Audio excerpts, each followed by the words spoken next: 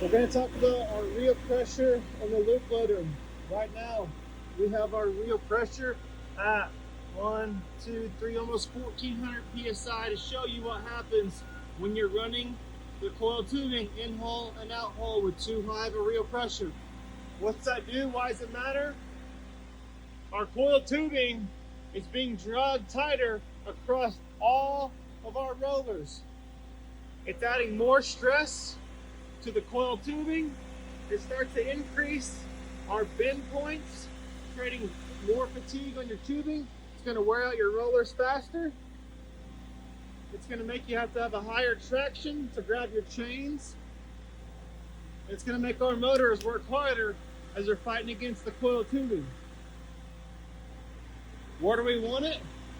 We only really need it to be at a point where it's maintaining tension on the coils. So right now we're down to, let's take it down to 700.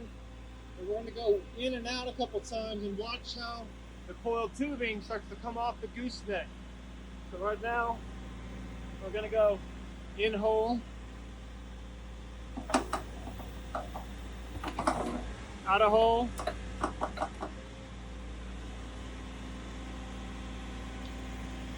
and out of hole.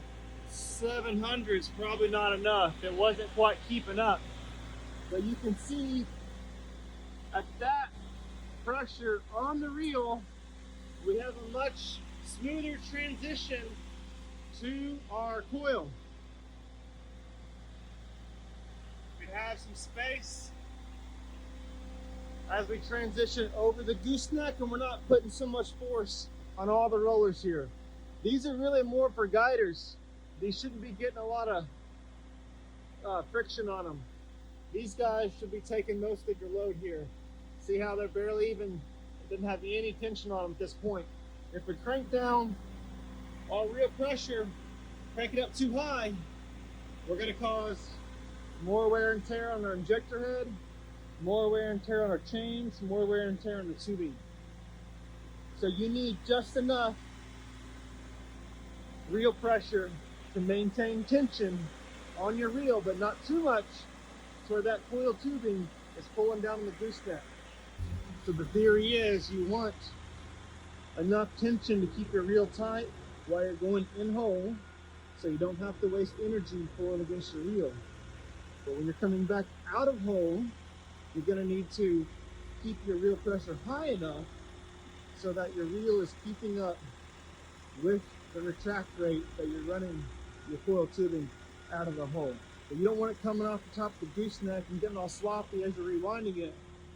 But you also don't want to be pulling so tight that now we're dragging the coil tubing across each roller with a lot of force.